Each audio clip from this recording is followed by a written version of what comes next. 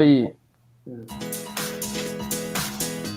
Opa, estamos chegando junto aí com mais um Mesa Quadrada com os seguintes destaques. O Rei Pelé faz aniversário, mas quem comemora é o América 2-0 na Vila Belmiro. Enfim, o sonho terminou. Cruzeiro perde e até a matemática fica complicada.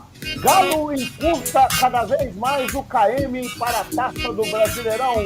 Opa, seja bem-vindo em mais um bate-papo aqui, mais um Mesa Quadrada. Comigo, Gilmar Fernando, domingo 24/10. Estamos chegando junto, mas antes de colar com mesa, visita nosso canal lá no YouTube, faz a sua inscrição, dá o seu like lá e fica conosco. Senhores, boa noite. Vamos começar a falar do América, 28ª rodada do Campeonato Brasileiro. Começou ontem com o América surpreendendo o Santos lá na Vila Belmiro com mais de 131.080 pagantes. Boa noite, Ivo. Seja bem-vindo aí no Mesa Quadrada. Boa noite, pessoal da Mesa Quadrada. Na verdade, não foi surpreender, não, né? Surpresa se ele se perdesse. Porque o América está jogando bem melhor que o Santos. O Santos está uma lástima, né? Ele já está com o caminho arrumado para a segunda Série B, né? Já preparando para disputar com o Cruzeiro ano que vem. Quem cai para C? Ô, Ivo, que você, para quem não conhece, o Ivo é americano, né? Apaixonado com a América. O que você achou do jogo em si, Ivo? Jogou direitinho, né? Jogou certo, né? Sem fazer muita bobagem. Mas o América precisa de arrumar alguns jogadores ali para completar. Por exemplo, aquele Felipe Azevedo, nós temos que mandar ele para o Cruzeiro, igual foi o Felipe Augusto, que aquilo ali não serve para nada, não serve nem para secretário de lateral. Então, você vê que o time fica capenga, só joga pela direita. Pela esquerda, só o lateral Marlon que sobe. O Felipe Azevedo não ajuda em nada, né? Ajuda o adversário. Mas, de modo geral, ele jogou bem. Né? O jogo em si teve a posse de bola do Santos. Foi isso, Ivo? O Santos... quer dizer, o América manteve o Santos como refém, né? Mas o América teve posse de bola o tempo todo.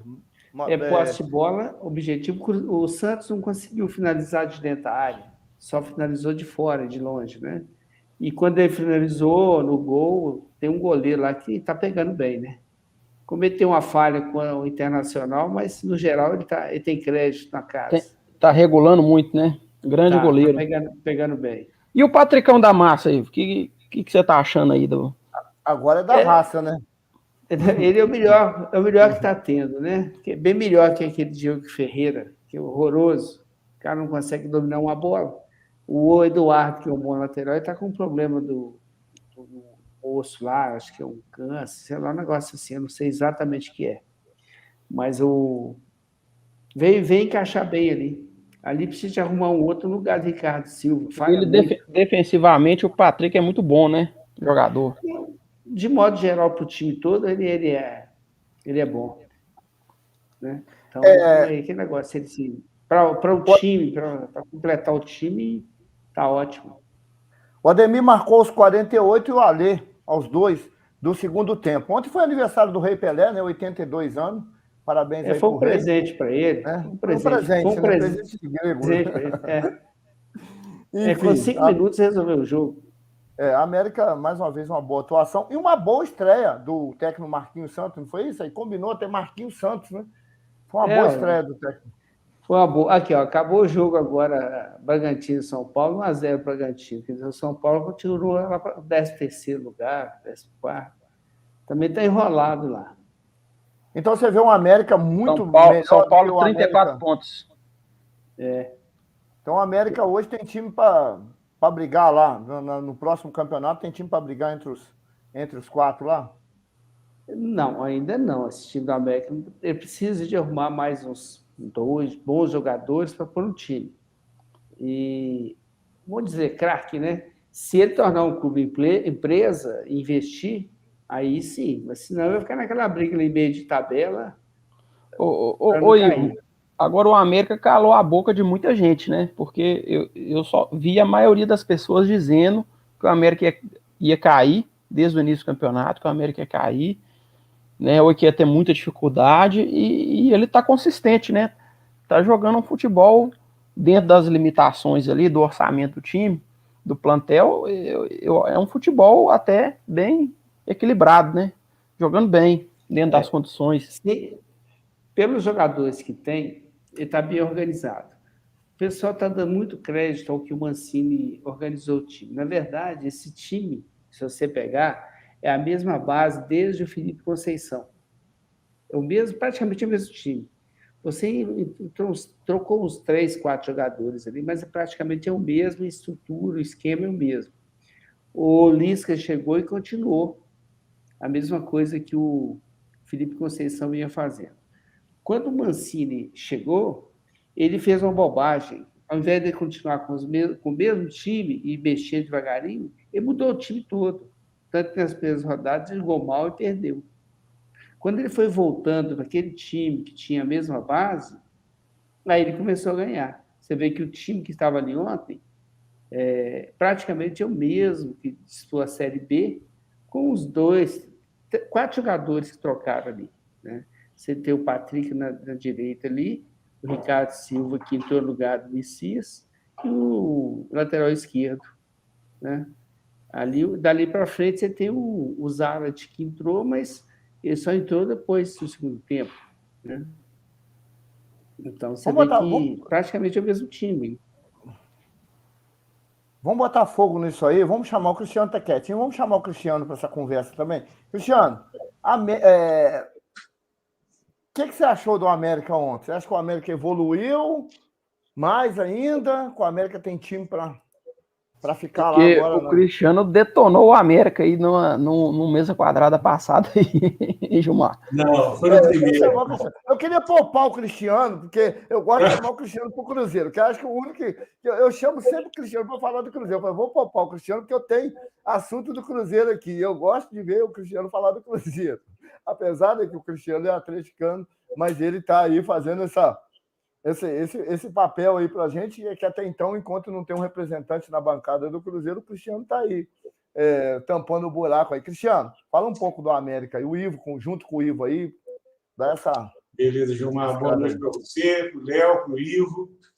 Bom, a nota do jogo foi a infelicidade do Jean Mota, o jogador do Santos, que tinha entrado e fez o pênalti no Ademir. Ele tinha entrado, tinha 1 minuto, praticamente tocou na bola ali quando disputou o lance com o Ademir, fez o pênalti e foi expulso. E aí o Santos jogou, né, o segundo tempo inteiro com 1 a menos, tanto que o América manteve o predomínio e acabou fazendo 2-0 com o Alê. A questão é que o América, ele, mesmo nesse campeonato, ainda que tivesse um time que, como o Ivo já colocou, que já tinha uma base, já tinha uma certa consistência dos trabalhos anteriores, que vinha desde o Felipe Conceição, passando pelo Lisca, pelo próprio Mancini, o América vinha mal no campeonato. O América frequentou a zona de rebaixamento durante muitas rodadas desse Campeonato Brasileiro. E o América vem numa crescente, tanto é que, se nós analisarmos, eu estou pegando alguns dados aqui do site de probabilidades da Série A da UFMG, a campanha do América nas últimas 10 rodadas coloca o América como o 4º melhor time do campeonato, olhando apenas as últimas 10 rodadas. O América tem 4 vitórias, 5 empates e 1 derrota, o que mostra aí uma campanha com mais ou menos 60% de aproveitamento. Campanha essa que, se a gente analisar o aproveitamento, fica próximo do que o Flamengo tem no campeonato. Então, o América conseguiu dar uma consistência de fato no campeonato nas últimas 10 rodadas. Foi aí que o América entrou numa crescente e o credencia. Se não por uma Libertadores, hoje a projeção de probabilidade com o pessoal da UFMG ainda patina na casa ali dos 5%, mas praticamente já o coloca como um sério candidato a uma vaga da Sul-Americana. Não só ratifica a permanência do América na Série A, como coloca praticamente como um candidato muito forte a uma das vagas da Sul-Americana, com quase 60% de probabilidade. Então, é assim, o América está no caminho certo. Eu já havia falado sobre isso no último programa. O América, se mantiver o que ele vem fazendo nas últimas 10, 15 rodadas, fatalmente ele vai ser realmente, não só vai ratificar a permanência, como vai assegurar uma vaga na Sul-Americana. Está de parabéns o time. E aí uma boa notícia para os atleticanos, que um destaque desse time é o Ademir, que já tem um pré-contrato assinado com o Atlético, e certamente é um camarada que, assim, certamente não, mas muito provavelmente vai ter uma evolução naquilo que já vem apresentando, e bem apresentando, porque ele vai subir de patamar, assim, em termos de grupo, um grupo muito mais qualificado, que é o grupo do Atlético hoje, e que, pelo que tem sido ventilado, ainda vai ser um grupo ainda mais qualificado para 2022. Então, é um atleta que vem com uma possibilidade de valorização ainda muito grande. Quando você fala da Libertadores Sul-Americana, esse ano, quem não cair está na Libertadores ou na Sul-Americana, né? Porque o futebol sul-americano está uma baba, né? Você vê que os brasileiros estão disputando tudo. Quase que time rebaixado ia também para a Sul-Americana. Daqui a pouco tem só brasileiro na Sul-Americana e na Libertadores. Deixa eu fazer uma pergunta pro Ivo em cima do que o Cristiano falou. O Ademir tá voando baixo, né, hein, Ivo? Eu queria saber sua opinião, porque se a diretoria do América acertou, né, de não negociar o Ademir naquele momento de tensão lá, né, que ele queria sair, mesmo perdendo ele de graça no final do campeonato, né, mas de fazer o Ademir jogar e ajudar o América nesse campeonato. Então, você acha que foi uma decisão acertada da diretoria? Qual que é a sua avaliação? Eu acho que fez certo, sim, porque você liberar um jogador que já está encaixado no esquema, até trazer outro encaixar não é fácil, não. E é um jogador que já conhece, sabe como é que funciona, como é que trabalha o time. Às vezes é melhor você ficar sem ele, mas ele trabalhar durante um ano, do que você investir num jogador igual a América contratou vários aí, tem uma barca aí, né? Você tem o Ribamar, você tem aquele que veio do Botafogo, é muita gente ruim que veio, que eu entendo assim, ao invés Nazário, de você Bruno Nazário, né? Quer dizer, você traz um monte de gente ruim, seria melhor você contratar 3 craques, e que eu falo, contrata 3 craques, vão pagar 200, 300 mil, aí você vai pagar 900 mil para os 3, por exemplo. E pega jogador mediano aí desses times menores do interior, da categoria de base, e põe para correr lá, pô, igual esses outros jogadores que tem aí, que já estavam na Série B, aí traz um monte de jogador, põe aí que o cara vai jogar, como esse cara um diesel que veio, só fica ganhando, põe lá 10, 15 jogadores, sem a menor condição de ajudar o time. Então, eu acho que foi uma boa política de ficar com ele, não ter liberado. O Messias já queria sair mesmo, né? Mas se ele pudesse ter ficado, ele faz muita falta ali se ele estivesse jogando com o Balmer. Aí seria uma zaga muito boa. Porque o Ricardo Silva dá umas rateadas. É outro também que nós temos que mandar para o Cruzeiro, igual foi aquele outro lá, o Joseph. Né? Ô Ivo, eu tô para te falar que essa turma é titular fácil no Cruzeiro, viu? Mas jogadores que você não tá gostando. Mas tem que mandar para lá. Igual Lanrush. O que veio fazer Lanrush na América? O cara não joga bola nenhuma. O América pega o Cruzeiro para ajudar o Cruzeiro e manda o Flávio para lá. Aí é difícil demais. Pois é, o Mesa Quadrada pedindo passagem aqui. Nós estamos aqui com o Cristiano, estamos com o Ivo e o Léo, né? Aqui no Mesa Quadrada dessa noite. E para quem não sabe, os senhores catedráticos, entendido aí não só no esporte, mas são pessoas também entendidas na área da educação. Né? As pessoas estão perguntando assim, quem são aquelas pessoas que está fazendo o Mesa Quadrada com você? Eu falei, eu vou perguntar a eles. Se eles deixarem revelar a identidade deles, eu vou revelar. Eu vou falar no próximo programa, mas se eles não permitirem, nós vamos tocando. Né? São pessoas também entendidas em outra área. Bom, só para finalizar com o Ivo aí, Ivo, o Marlon foi uma boa aposta para o América na lateral esquerda? Ele teve um time pequeno, ele veio lá parece que ele passou pelo Angra dos Reis, passou por vários times pequenos aí. Ele veio do time interior de São Paulo, né? Eu não sei se não. Ele passou por vários times. Passou por vários times. Eu defendo assim, você para contratar um jogador, você tem que trazer o jogador ele sentindo que ele está melhorando, que ele está crescendo. Se você for pegar um jogador que está encostado lá no Atlético, no Flamengo, ou no São Paulo, ou no Palmeiras, ele vem achando que está fazendo favor. Então, você tem que pegar um jogador que está querendo aparecer, crescer e pôr para jogar.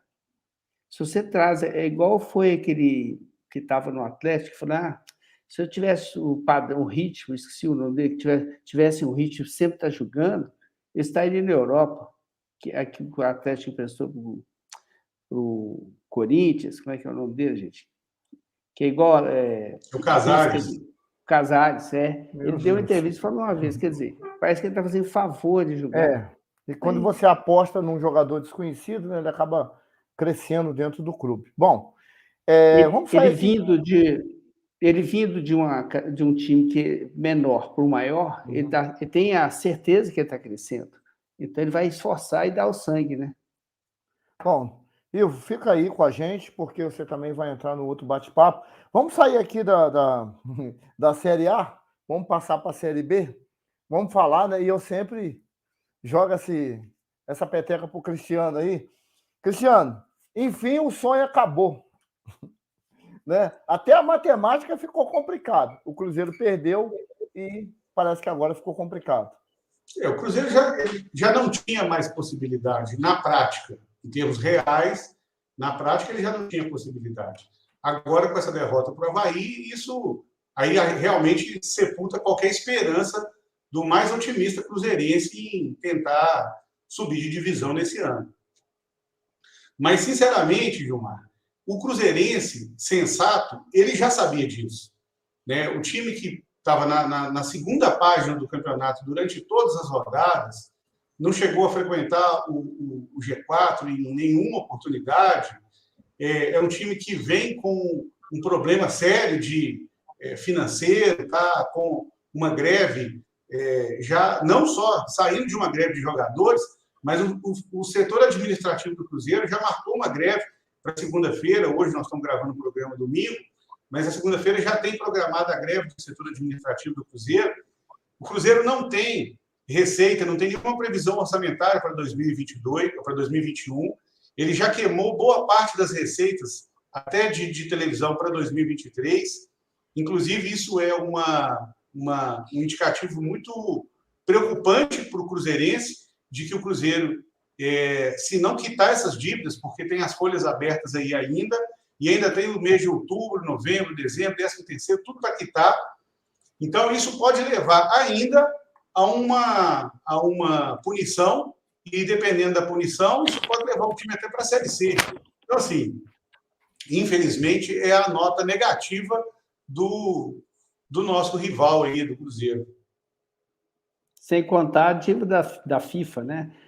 Segundo as contas feitas, ele precisa até, para fechar o ano, de 40 milhões de reais, né? Para poder conseguir fechar as contas.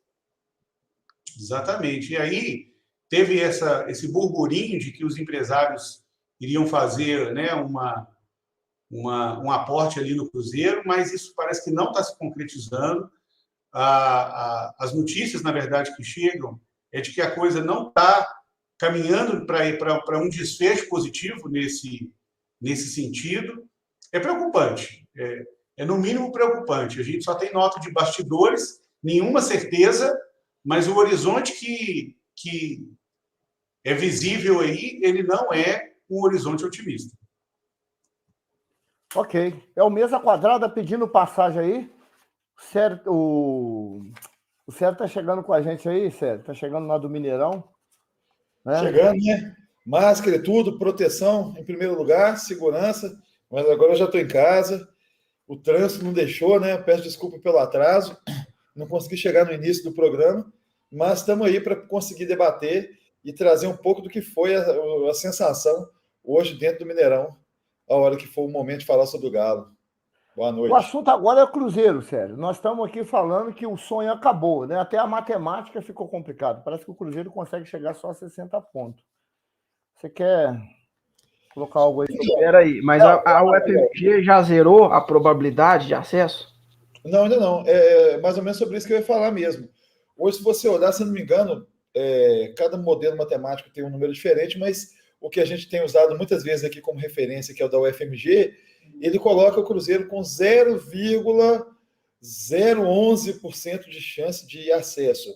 Ou seja, nesse cenário, o campeonato tem que acontecer 10 mil vezes para se esperar que uma vez o Cruzeiro suba.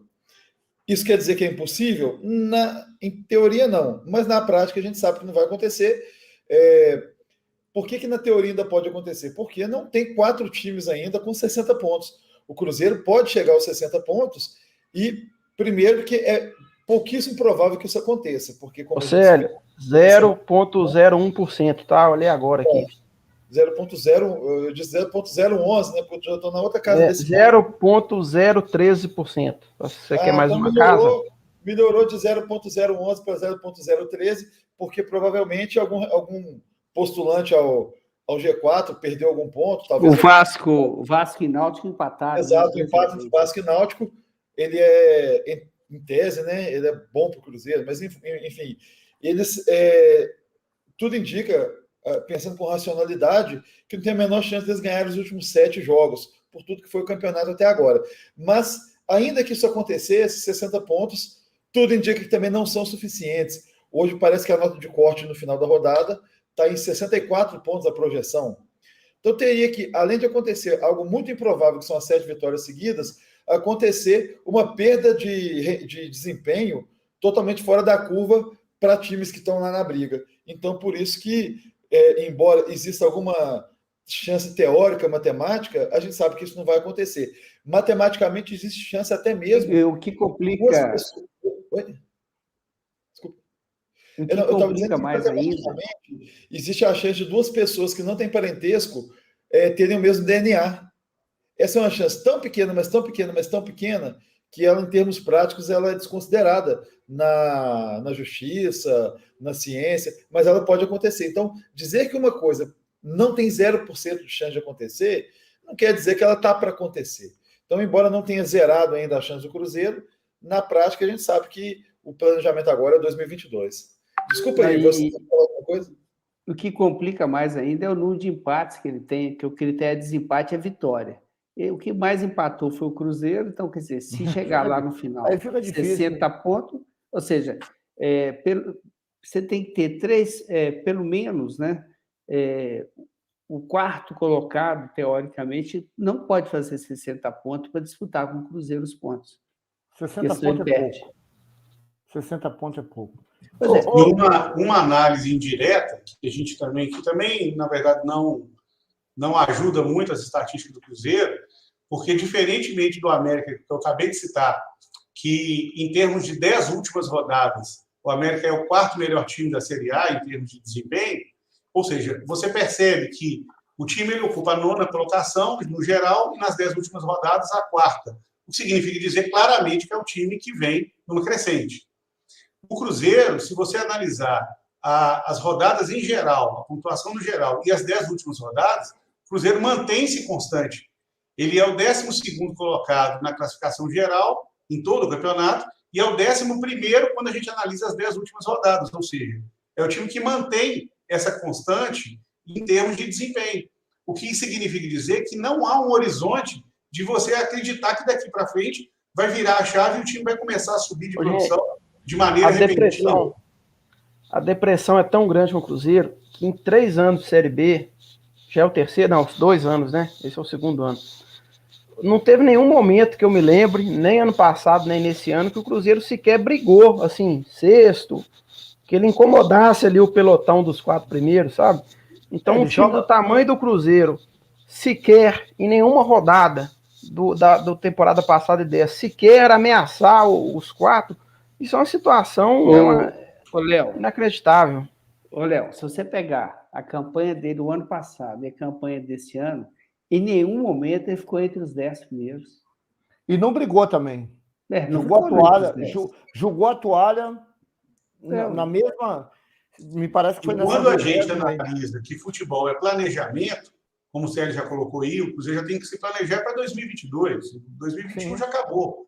O que vai acontecer é que esse planejamento ele também é muito obscuro, porque um planejamento exige um mínimo ali de capital para você, na verdade, fazer esse planejamento. Então, como o Cruzeiro, ele não só já não tem as receitas previstas já agora para 2021, e essas dívidas elas vão se acumular para 2022, é possível que 2022 ainda seja mais sombrio nesse sentido do que 2021. Ou seja, o próprio planejamento ele já começa obscuro quando você pensa em termos de plantel, em termos de dívida, em termos de punição. É bem complexa a situação do Cruzeiro, para não dizer outra coisa. Pelo que foi dito aí já, realmente, essa gente não se lembra do Cruzeiro ter brigado, porque de fato não brigou. O Ivo mencionou que ele nunca ficou entre os 10. Tem só um asterisco nessa fala. Na terceira rodada do campeonato do ano passado, quando o Cruzeiro tinha ganhado os 3 primeiros jogos, mas pela punição da FIFA tinha 3 pontos, a rodada encerrou com o Cruzeiro em 9º lugar. Entretanto, tinha alguns jogos que tinham sido adiados por surtos de Covid em alguns elencos, e por conta disso, quando você olhava a tabela, tinha times com 3 jogos, e alguns times estavam com 2 jogos, ou tinha time até com 1 jogo. Mas foi a única vez que a CBF encerrou uma rodada nos últimos 2 anos, ainda que com esses asteriscos todos de jogos faltantes, e o Cruzeiro estava naquela ocasião em 9º lugar. Desde então, ele nunca mais, de fato, voltou para a primeira página, que é o grupo dos 10 primeiros colocados, em 2 anos de Série B. Isso é impressionante. Senhores, lembrando que a 28ª rodada encerra amanhã com o Grêmio e Atlético Paranaense, e o Palmeiras enfrenta o Sport. Amanhã, a 28ª rodada do Campeonato Brasileiro. Pode concluir, Ivo. Eu estou dizendo que o asterisco no 9º lugar, quando os outros jogos foram completados, ele saiu. Quer dizer, aqueles jogos estavam atrasados. Quando completou, ele saiu. Então, a rodada não estava completa, né? E a Série B, ano que vem, vai estar mais difícil, porque o Tombense está chegando aí, né? Tombense falta só 2 jogos para ele confirmar aí que ele está na Série B. Vão ter que manter mais um time mineiro aí, né? Tombense estão pedindo passagem. Tombense ganhando o Novo Horizonte 2-1. Falta 2 confrontos aí para Tombense confirmar aí o acesso para a Série B. Será que a Tombense vai dar o tombo no Cruzeiro? E a Tombense é um bom time, é um time chato, é um time... É time empresa, né? É time empresa, isso aí, bem lembrado. E fazendo uma perspectiva para 2022, eu acho que Grêmio e Santos são candidatos mais difíceis do que Vasco e Botafogo, hein? Verdade. Mas o Vasco não sobe também não, viu? Você está querendo dizer, Cristiano, que a Série B ano que vem vai ser muito mais difícil, 2022? Vai ser mais difícil a Série B? Vai ter mais time aí? Mais o Grêmio, o Santos, Vasco, Cruzeiro, Chapecoense, Sport, talvez. Bom, senhores, alguém quer acrescentar mais alguma coisa do Cruzeiro aí? Rapidinho, só vou te falar os 4 últimos hoje. Lembrando que o Sport ainda joga, né? Joga. Então, os 4 últimos da lanterna é Chapecoense, depois vem Grêmio, Sport e Santos. Mas o Sport está numa crescente. Eu vou te falar, é só casca grossa aí, viu? Porque até a Chape também é um time enjoado. O Sport a Grêmio, animado. Sport e Santos, se cair esses 4 aí, a vida do Cruzeiro fica difícil. O Sport está animado, ele está numa crescente boa aí, está animado. Bom, gente, saindo do Cruzeiro aqui, saindo de Série B, e vamos falar do Galão, né? Galão que o Fluminense ontem abriu o caminho para o Atlético. Ontem o Fluminense venceu o Flamengo 3-1, jogaço de bola, quem viu. Vocês viram o jogo ontem? Quem viu foi um jogaço de bola que o Fluminense não deixou o Flamengo jogar em momento nenhum, né? Os meninos do Fluminense, né? É que nós estávamos falando aí, né, Iva? Quando nós estávamos comentando sobre o América, né? Você trabalhar naquele jogador na base, né? Aquele John Kennedy, né? Aquele Luiz Henrique, né? O que eles chamam menino do Xerém, né? De Xerém. O menino é um show. Isso. E o Atlético parece estar cada vez mais reduzindo o KM aí, a quilometragem, para chegar na tão sonhada conquista do Brasileirão. Quem quer começar aí? É o Célio, né? Posso fazer às vezes ainda recuperando a voz um pouco, né? Estava lá no Mineirão. O jogo do Atlético não começou hoje, né? O jogo começou ontem, quando o Fluminense entrado em campo, a torcida do Atlético já entendeu a lógica dos pontos corridos. Um jogo do Flamengo tem a mesma importância do próprio jogo do Atlético. A única coisa que importa é a diferença. É como se fosse uma corrida. Não importa se você está a 300 km por hora ou se você está 250. Importa quão mais rápido ou mais lento que você está do que o seu adversário. E a vitória do Fluminense, vou até fazer um comentário, é a quarta vez no ano que o Fluminense vence o Flamengo, venceu 2 vezes no Campeonato Carioca e 2 vezes no Brasileiro. Isso não acontecia desde 1971. O que será mais que não acontece desde 1971? Tem 50 anos, né? Vou deixar no ar. Coisas que não aconteciam desde 1971 estão acontecendo nessa temporada. É verdade. E o jogo do Atlético teve uma participação da torcida que foi didática. Quando o Nathan Silva fez aquele recuo pro Everson, primeiro que foi um erro básico que você jamais deve recuar a bola na direção do gol. O goleiro pode errar um domínio, ele pode ter um vacilo muito grande, e a partir do momento que você recua a bola na direção do gol, qualquer treinador já sabe. E o Everson também, já treinado para isso, o Atlético é treinado para jogar com ele vai saindo da frente do gol. A hora que o Nathan Silva toca a bola, ele mata o Everson no contrapé, então errou 2 vezes. Errou porque não viu a movimentação do goleiro e errou porque recuou na direção do gol. E aquele momento ali com, 2 minutos de jogo, não sei se tinha inteirado 3 minutos de jogo, foi um susto muito grande, até pela bizarrice do gol. Pode parecer até mentira, mas eu posso provar, eu tenho todos os jogos que eu já vi do Atlético anotados. Eu já fui no estádio ver 511 jogos do Galo, incluindo o jogo de hoje. Nesses 511 jogos, eu já vi o Atlético tomar cerca de 600 ou 700 gols. Nunca vi nada parecido. O estádio lotado, né, entre aspas, lotado, tem a carga máxima aí, mas a gente daqui a pouco pode falar sobre isso. 30 mil pessoas, né? Parece. Então, depois a gente pode falar um pouco sobre esses tais 30 mil. Parecia bem mais. E a gente, nesse ambiente todo, a torcida sabendo que era um jogo decisivo, a chance de abrir 13 pontos para o segundo colocado, esse gol poderia ter deixado todo mundo chocado. E de fato, causou um choque de 5 segundos. Antes da bola ser recolhida no fundo do gol, a torcida já estava gritando, mas mais alto do que já tinha gritado desde a hora que o jogo começou.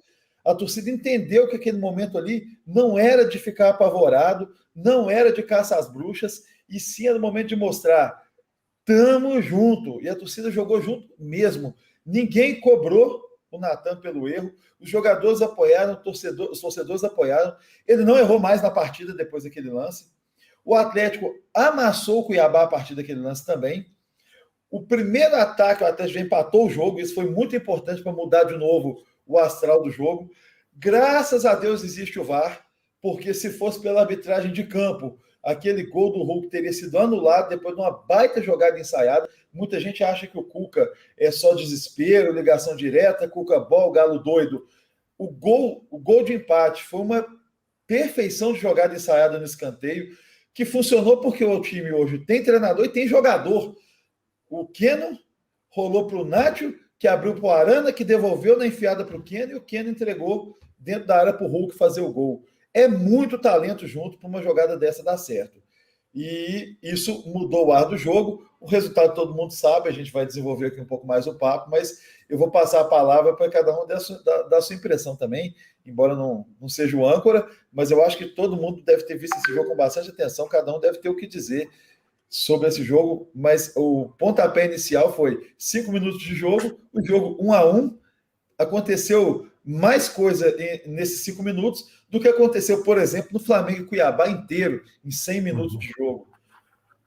Realmente foi uma tarde para marcar. Foi exuberante a postura do Atlético, a postura da torcida, dos 30 mil torcedores que estavam dentro do Mineirão. Senhores, à vontade. Quem quiser falar, Cristiano. Sobre o erro do Nathan, zagueiro erra, isso aí não tem jeito. Estatisticamente, zagueiro vai cometer algum erro, e o problema é que erro de zagueiro é igual erro de médico. Quando acontece, é fatal. Então, assim, eu me lembro, o Sérgio talvez vai se lembrar também por todo esse cuidado estatístico que ele tem com as partidas. Um dos maiores zagueiros, mas que ficou pouquíssimo tempo no Atlético, Otamendi, Quando ele teve no Galo, ele foi atrasar uma bola para o Vitor, acho que era o Vitor mesmo, já era o zagueiro, ou já era o goleiro, um erro bizonho, assim, ele foi atrasar, ele não viu o atacante do outro time, nem me lembro qual era o outro time, mas aí o cara pegou a bola ali e fez o gol. Era o América. Era contra o América. Foi um erro grotesco, assim. E o Otamendi é zagueiro com Z maiúsculo. Então, assim, zagueiro erra, isso é natural. O que tem que acontecer, no caso específico do Natan, é isso que o Célio falou. É o time abraçar o cara e dar força para ele, porque um erro dessa magnitude mexe com a cabeça do cara. E aí, logo no começo do jogo, o técnico também não pode tirar o cara ali e substituir, porque senão você acaba com o cara. Aí, emocionalmente, ali, o cara talvez não consegue nem a própria carreira dele da sequência. Se você tira um cara naquela altura do jogo ali, logo no comecinho. Então é isso, é dar suporte para o cara, porque o Natan, ele, apesar de ser um zagueiro também muito qualificado, ele tem tido esses erros pontuais. Você vê que contra o Palmeiras, por exemplo, ali quando aconteceu o gol do 1-1, foi um erro dele naquela situação. Mas é um cara muito raçudo e é um cara que tem uma qualidade enorme. Então, quando o time consegue abraçar o cara para poder suprir aquela ausência ali naquele momento específico, você vê que daí para frente ele praticamente nem apareceu no jogo assim para dizer, o cara ali ficou emocionalmente abalado. Não ficou. Então, isso é muito mérito não só dos outros jogadores, e também do técnico que consegue ali mexer as peças, a tática, para não deixar, na verdade, o cara desandar. E uma outra nota, eu acho importante, digna de ser colocada aqui, é o desempenho do Keno, que é um cara que vinha até na reserva, e aí, no momento que foi necessário, o Keno foi muito contestado durante esse campeonato, e é um cara que ninguém precisa aqui ficar puxando pela memória. O cara é craque, ele sabe fazer, e num a um ali, poucos jogadores brasileiros têm a qualidade que ele tem para poder chegar na linha de fundo e fazer uma jogada do que ele fez, por exemplo, nessa jogada ensaiada que o Sérgio citou. Então, o desempenho do Keno é digno de nota. A gente conta muito com ele para essas partidas que ainda vão vir. E sobre o campeonato, é muito provável que se o Atlético der um pouco de sorte nessas próximas rodadas aí em relação ao desempenho de Palmeiras e Fortaleza e Flamengo, o Atlético já pode ser campeão provavelmente aí nas próximas 5 rodadas. Porque se ganha do Flamengo lá no Rio de Janeiro semana que vem, o Atlético tem uma sequência de 3 jogos em casa. Então, emendando 4 vitórias seguidas, dependendo do que acontecer com esses outros times, o Atlético daqui 5 rodadas pode praticamente ser declarado campeão. Inclusive, fazendo uma projeção para finalizar a minha participação, se o Flamengo mantiver o desempenho dele com a pontuação que ele tem hoje e mantiver o desempenho para as próximas rodadas do final do campeonato, o Flamengo chega a 70 pontos. Ele tem hoje 48. Na projeção, ele faria mais 20. 46. O Flamengo tem 46. Na projeção do desempenho que o Flamengo tem hoje, ele faria mais 24 pontos. Então, ele iria a 70 pontos. O Atlético possivelmente nem vai precisar daqueles tais 75, 76. Então, chegando ali no 71, 72, possivelmente já pode ser declarado campeão. A título de exemplo, o Fortaleza, se continuar com o mesmo desempenho com as partidas que ainda lhe resta, o Fortaleza chega a 65 pontos. Então, o Atlético tem um horizonte aí muito, muito positivo nesse sentido. O mais gostoso, senhores, é do jogo de sábado que os dois times têm jogadores que chamam a responsabilidade para eles. Né? O Atlético hoje tem o Keno, que é um cara que chama a responsabilidade para ele. O Hulk nem fala, né? Que é um jogador multi, né? Ele arruma recurso para tudo e não volta a bola. Eu e o Léo estava até conversando, ele não volta a bola para trás, nem o Keno. Eles partem para cima, dá o que der ali, eles tentam matar. E o caso do Flamengo também. E vejo isso no América hoje, com o Ademir, né, com o Mauro Zarate. Então, por isso que esse time teve uma crescente. Agora, eu acho que o Célio falou uma coisa no programa passado, que o extracampo do do Atlético precisava melhorar. É isso mesmo, Célio? Melhorou? Vocês acham? Olha, depois da fatídica sequência Atlético e Santos, depois do Atlético Goianiense e Atlético Mineiro, a gente teve 2 jogos do Atlético nessa semana. Primeiro, que a gente nem está comentando aqui, que foi a goleada em cima do Fortaleza, nada menos do que o vice-líder do Campeonato Brasileiro. Você pegar o vice-líder do Campeonato Brasileiro numa semifinal de Copa do Brasil e despachar já no primeiro jogo fazendo 4-0 é uma coisa muito rara. E eu acredito que não tem como uma arbitragem estragar uma atuação dessas. E hoje, o lance mais polêmico do jogo, que foi o gol inicialmente anulado, depois confirmado, é um lance que sequer cabe interpretação do juiz, como é impedimento, ou está impedido ou não está. Então, a gente vai ter que ver o que vai acontecer nos próximos dias, quando for um lance dividido. O Flamengo, por exemplo, depois de bastante grita sobre o lance contra o Cuiabá no final do jogo, que o jogador do Cuiabá bateu com o cotovelo no rosto do Vitinho, quando aconteceu um lance igual na Copa do Brasil contra o Atlético Paranaense, o juiz não hesitou e deu o pênalti nos acréscimos, que foi o gol de empate do Flamengo. Ou seja, toda a grita do Flamengo naquela ocasião surtiu efeito. Mas também, eu vou falar a mesma coisa que eu disse sobre o Atlético. Foi pênalti. A grita estava certa. Foi um pênalti infantil, né, Célio? Mas foi. Mas foi. O Flamengo pênalti tinha que gritar mesmo. Pênalti, claríssimo. Aparentemente, para os caras trabalharem, você precisa gritar.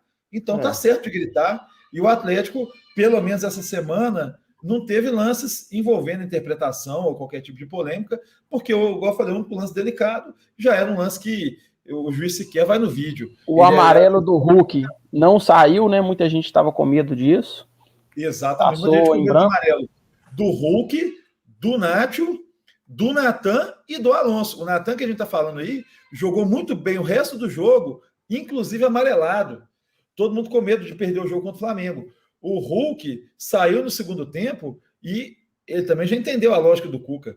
Ninguém queria que o Hulk saísse de campo se fosse o último jogo da temporada. Não. Mas pensando em sequência do campeonato, todo mundo ficou satisfeito do Hulk ter saído. Até mesmo depois que o Nacho saiu, tinha que sair mesmo. O Cuca conseguiu fazer no segundo tempo uma coisa que ele já fez muitas vezes no ano e o Flamengo hoje se ressente de não ter feito. O Cuca conseguiu descansar o time dentro do campo. Chegou um momento do jogo que o time só atacava na boa, a defesa estava bem postada e dava para ver que não ia acontecer mais nada. E se tivesse uma chance de fazer o terceiro, o Atlético até faria. Mas o importante era ninguém mais tomar amarelo, fechar a casinha, acabar o jogo, porque sábado que vem tem o jogo mais importante da história do Galo em campeonatos brasileiros em muitos anos. Isso pelo menos até a outra semana, porque aí o próximo jogo passa a ser o mais importante. A contagem regressiva agora, cada jogo é mais importante que o anterior. E a torcida entendeu. O próprio Hulk, que é muito fominha de bola e quer estar no campo, quer jogar 90 minutos todo jogo, entendeu perfeitamente e saiu de campo super tranquilo com o fato de estar dando lugar. Nem lembro mais na hora da substituição quem foi. Entrou o Diego Costa, não sei se foi o lugar dele. Entrou junto também o Savarino entrou, o Vargas entrou, o Caleb entrou. No final das contas, eu até perdi a ordem das substituições. Mas o Cuca conseguiu. E se o Flamengo hoje está com o time abrindo o bico, está com um monte de jogador machucado, cansado, e o Renato Gaúcho dá uma entrevista patética atrás da outra, como ele fez de novo ontem, depois do jogo, é porque não soube gerir o elenco, que é um baita de um elenco, milionário com muita qualidade e quantidade. O Cuca, será que não tem mérito nenhum em chegar nessa fase aguda do campeonato com praticamente todo mundo à disposição, só o Mariano no departamento médico? Ora, é claro que o Cuca tem mérito nessa gestão de elenco e jogou 2 jogos a mais que o Flamengo. O Flamengo reclama que vai ter jogos para fazer, mas até agora, no Brasileiro, o Atlético jogou 2 jogos a mais, então tem motivo para reclamar que poderia estar com um time mais estourado. Eu, particularmente, acho muito bom ouvir da boca do Renato Gaúcho o que ele disse ontem depois do jogo. É impossível ganhar 3 competições, ninguém nunca vai ganhar 3 competições. Se é impossível ganhar 3 competições, eu tenho certeza que da Libertadores ele não está falando, porque ele está na final. Então, possível é ele vencer. A Copa do Brasil, ele está a um jogo da final. Então, ele também não está falando da Copa do Brasil. é possível ele vencer a Copa do Brasil.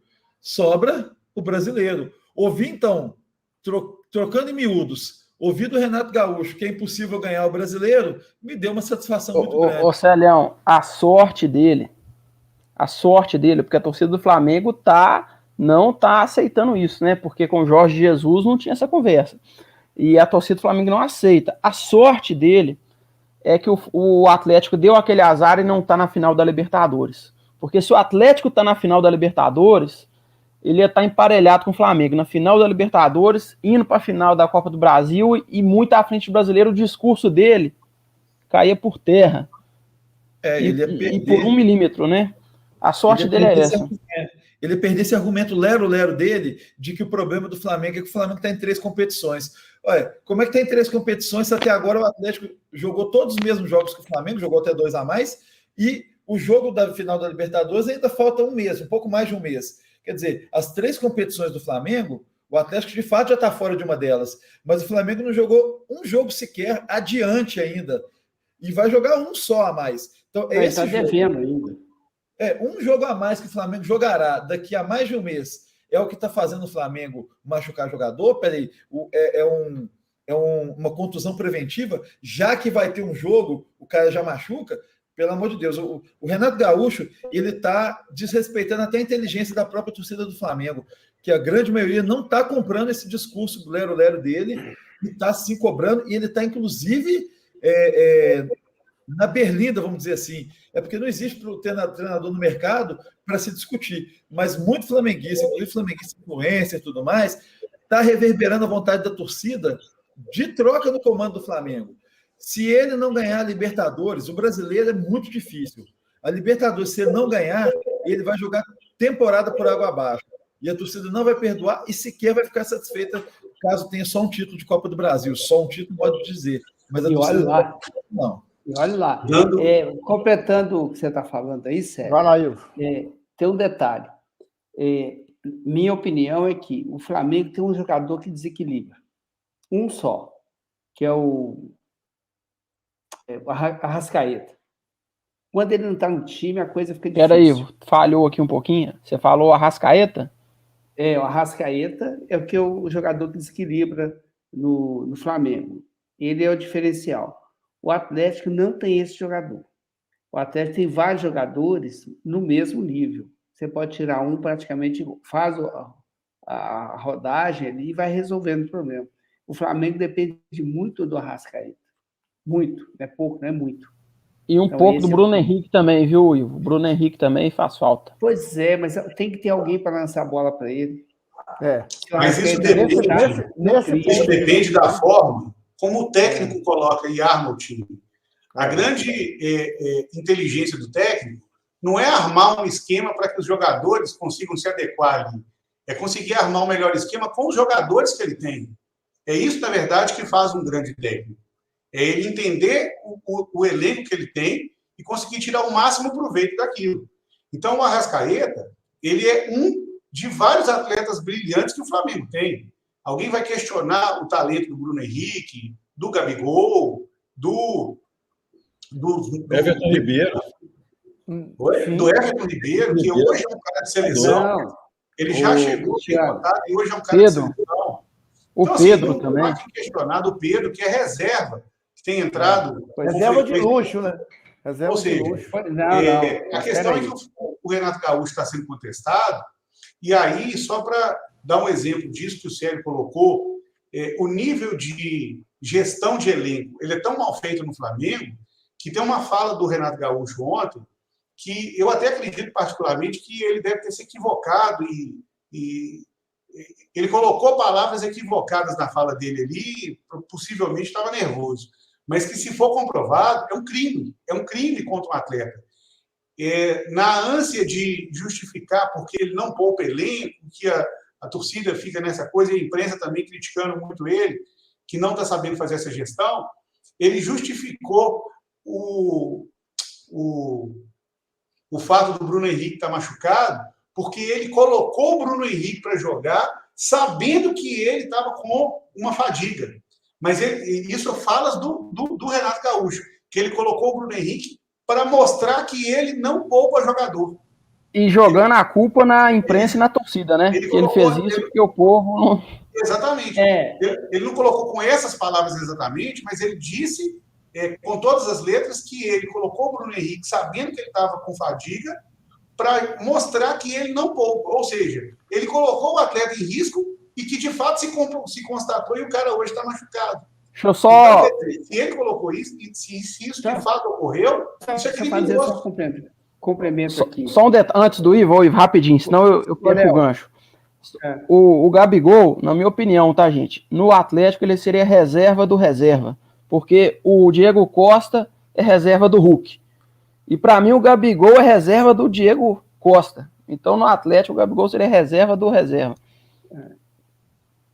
Mas o que acontece é o seguinte, qual que é o problema que eu vejo ali? Ontem mesmo, quando o Flamengo tomou o terceiro gol, se você presta atenção na que a TV faz uma tomada dele, ele fala assim, tá vendo? Vocês queriam que pusesse o time para frente?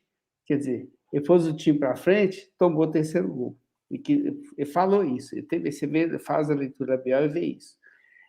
Mas quando eu falei, por exemplo, eu concordo com você, Cristiano, que o técnico bom é aquele que monta o time de acordo com as características dos jogadores.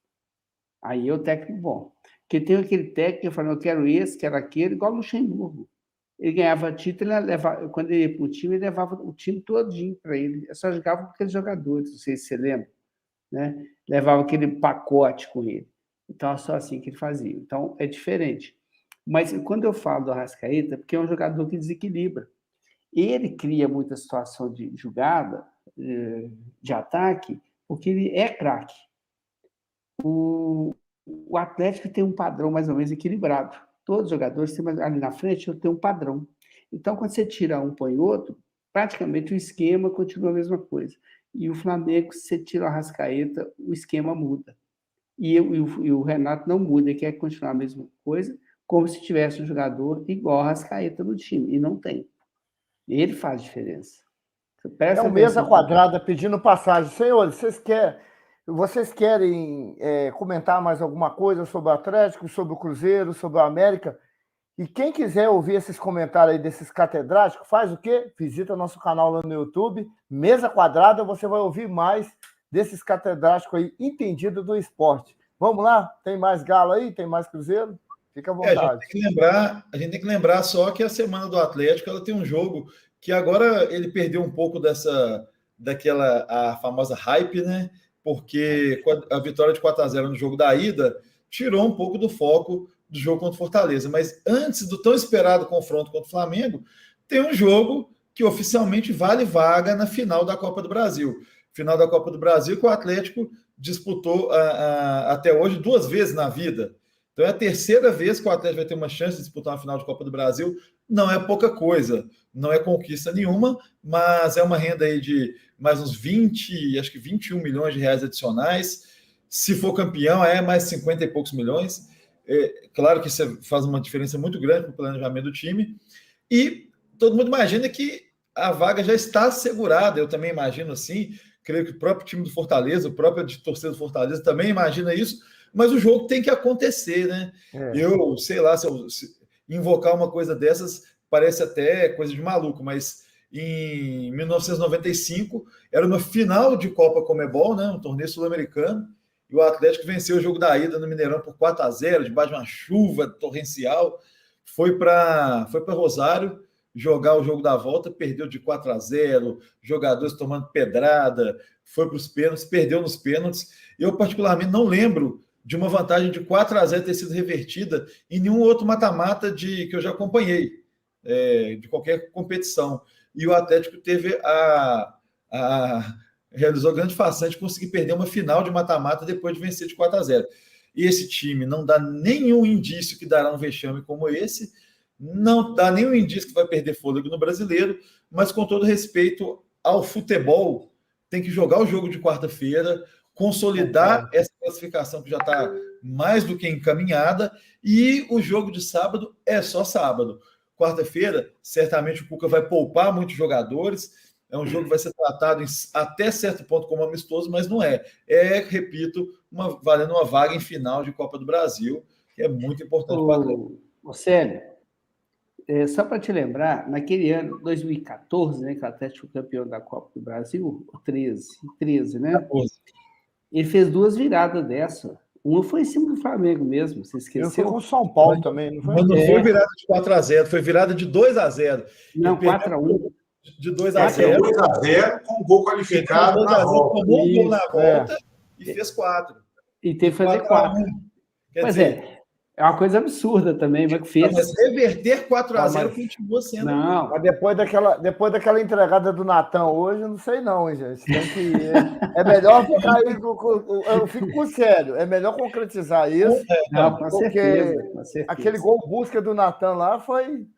Você não acha que Ontem faltou o Fortaleza concentração do goleiro recebeu. também, não? Eu vi um Fortaleza pouco de recebeu, concentração não, do goleiro O goleiro também. tem culpa, não. O goleiro fez o que manda o manual. Saiu da direção do gol para recuar, porque se acontecer alguma falha, a bola sai para escanteio.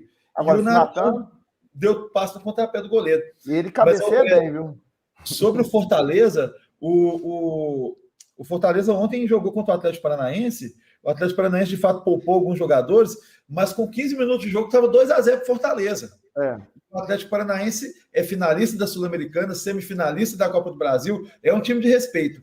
Se acontece um cenário desses, no início de jogo, 2-0 para o Fortaleza... Ô, Célio, o Fortaleza poupou ou foi completo? O Fortaleza foi completo ou poupou? Fortaleza foi completo. O Completo. Fortaleza, ele trata a Copa do Brasil como vamos sair com dignidade. Eu acompanho as redes sociais do Fortaleza, o site do Fortaleza, e o discurso é vamos levantar a cabeça, porque agora a gente tem o Brasileirão, e a gente está bem no Brasileirão, com chance de vaga na Libertadores, deve conseguir uma vaga na Libertadores. É tratada a Copa do Brasil como favas contadas. É óbvio que a hora que entrar em campo, como eu disse, é um jogo de futebol. Mas o time já entende que a eliminação ela é só uma questão quase que protocolar de jogar o jogo de quarta-feira. Mas, como eu disse, 2-0 com 10 minutos de jogo, o que vai acontecer? Vai virar um pandemônio. Então, é preferível levar o jogo mais a sério possível. Claro, óbvio, poupando jogadores e sabendo administrar essa vantagem.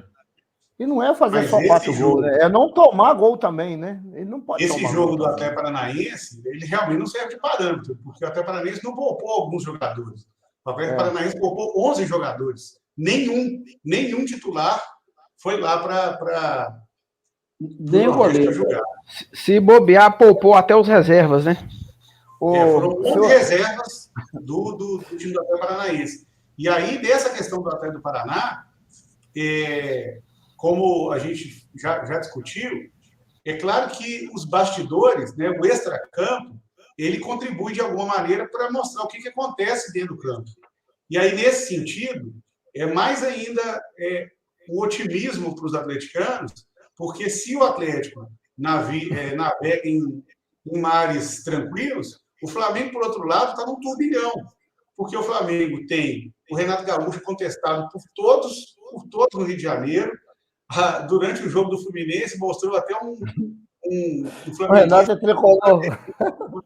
É a imagem do que acontece. O Renato Gaúcho está mega contestado, como o Sérgio colocou, muito provavelmente, se ele não ganhar 2 títulos, ou pelo menos a Libertadores, ele não vai prosseguir para 2022. O Flamengo, além de todas essas baixas que tem, do Arrascaeta, do Bruno Henrique, o Gabigol está machucado também. Além disso, o Flamengo não só enfrenta o Atlético, que é um time que é o time do Campeonato Brasileiro no sábado, como na semana seguinte emenda uma série de 4 jogos em uma semana. Então, assim, a coisa no Flamengo está em mares muito pouco calmo. Está turbulento, mar turbulento. Exatamente. O Léo fala que eu gosto de jogar uma pimenta no negócio. O Léo fala assim, você sempre gosta de jogar uma pimenta no final do programa. Eu vou julgar. Você não acha que aquela declaração, o Sérgio tocou aí na entrevista com o Renato Gaúcho no final do jogo, ele falou que não ia mais focar no brasileiro, ia focar nas Copas. Você não acha que isso aí ele está jogando a toalha ou isso é uma estratégia para o jogo de sábado? Você ouviu ele falar isso? Ele falou que ele precisava focar nas Copas. Se fosse outro treinador, eu diria que é jogo de cena. Mas quando você analisa os fatos, a diferença do campeonato entre Atlético e Flamengo e o histórico do Renato Gaúcho, ele estava louco para poder falar isso já faz tempo. Como ele tem um elenco muito bom na mão e farto, e é uma torcida que ia cobrar, ele não podia falar isso com todas as letras, mas agora que ele viu o Atlético a 10 pontos com a chance de ficar a 13, que foi o que aconteceu, agora são 13, ele teve a tempestade perfeita para quem quer falar que não dá para navegar mais. E ele realmente ele quer convencer a torcida de que a única coisa que pode ser feita é jogar a toalha e quer não se responsabilizar por isso. Ele quer falar que a culpa é da CBF, é do calendário, a culpa é do VAR, a culpa é do Rubens Menin, a culpa é de todo mundo, a culpa só não é dele. É isso que ele quer fazer e ele agora está conseguindo colocar em prática esse abandono, entre aspas, do campeonato. Aqui estava doido para fazer mais. Tem um probleminha aí. Voltei. E só mais uma coisa. O Atlético, depois do jogo contra o Flamengo, ele faz 3 jogos seguidos em casa. Além de ser o melhor mandante, ter perdido só um jogo para o Fortaleza na abertura, o Atlético... Célio, Grêmio, América e Corinthians, na sequência. Grêmio, América e Corinthians. Sendo que o Grêmio é jogo que foi adiado lá atrás, né? Pagar o atrasado, o América talvez na melhor fase da sua história, o Corinthians, com seus investimentos aí também, é um time que está tentando buscar um G4, G5. São 3 jogos que o Atlético vai ter que jogar bola para ganhar. Mas tem todas as condições e está mostrando isso em campo. Então pode ser uma semana, depois do jogo contra o Flamengo, podem ser dias que a coisa vai caminhar muito. Eu queria só para encerrar mesmo, o Cristiano falou sobre se tudo der muito certo, o Atlético daqui a 5 rodadas, por exemplo, já ser campeão. Isso é muito, muito difícil, por mais que as coisas deem certo, porque ainda faltam 11 rodadas. Para ser campeão daqui a 5, ele teria que abrir pelo menos 18 pontos para o segundo colocado. Então ele teria que ganhar muito e continuar abrindo, os outros continuarem perdendo. É possível? É possível. Eu quero demais. Mas não acredito que isso possa acontecer, embora eu acho que o título está muito, muito, muito próximo. Acredito que 5 ou 6 rodadas, 7 talvez, já dá para começar a matemática a permitir esse sonho virar realidade. Mas acho que para daqui a 5, por exemplo, ainda está muito difícil, embora vão torcer para dar tudo certo e acontecer quanto antes. É o que eu mais quero. É o Mesa Quadrada aí, pedindo passagem aí. Visita nosso canal no YouTube, dá o seu like. Ivo, mete branca, nós estamos chegando na parte final do programa. Tá terminando, né? Eu estou dizendo assim que o final para ser campeão não vai depender só do resultado do Atlético. Depende do Flamengo, do próprio Fortaleza. Se perder mais uns jogos aí, pronto, acabou. Resolve o problema também. Vai lá, Cristiano. Quando eu falei dessa questão, né, de ser o campeão, não é nem matematicamente, que é o caso do Cruzeiro. O Cruzeiro não ratificou a sua permanência na Série B nessa semana. O Cruzeiro já estava com essa definição já algumas. A questão é que agora, realmente, ela se tornou matematicamente inviável. Ela não chegou a zerar, como o Léo colocou lá, tem 0,01%, mas na prática ela é 0. E ela já estava anteriormente. A questão é que se o Atlético emenda essas 4 vitórias, o que significa dizer que, evidentemente, o Flamengo vai perder pelo menos para o Atlético, se o Atlético emendar essas 4 vitórias. E ainda essa semana conturbada para o próprio Flamengo, com 4 jogos em uma semana, se o Flamengo perde aí uns 2 jogos, o que acontece é que, matematicamente, o Atlético não vai ser declarado campeão. Mas, na prática, é o que vai acontecer. Porque aí vão estar faltando 8, 7 rodadas para finalizar o campeonato, e os outros times teriam que ganhar todas, e o Atlético teria que perder todas para poder criar ali um ambiente possível para o Atlético ser campeão. Então, na prática, se o Atlético emenda essas 4 vitórias, eu, por mim, já coloco a mão na taça. Bacana. Considerações finais aí? Estamos chegando ao final aí. Léo? Mandar um abraço pro meu pai que está curtindo o programa, Gilmar. E um abraço para todo mundo. Celhão. Ivo, muito obrigado pela sua participação. Volte sempre, a casa é sua. Nós estamos esperando um representante. Está tendo vaga aí para representante do Cruzeiro, né? Mas pode enviar currículo para nós aí. Porque o Cristiano está em desvio de função aí. Ele está fazendo as 2 partes aí. Agradecendo aí o esforço do Célio aí, que correu. Essa torcida acabou. Esse time acabou. Obrigado, Ivo. Um abraço para todo mundo. Obrigado, Cristiano. Léo, um abraço. É o Mesa Quadrada. Visita o nosso canal lá no YouTube. Fica todos com Deus. Até o próximo domingo, se Deus quiser, com mais um Mesa.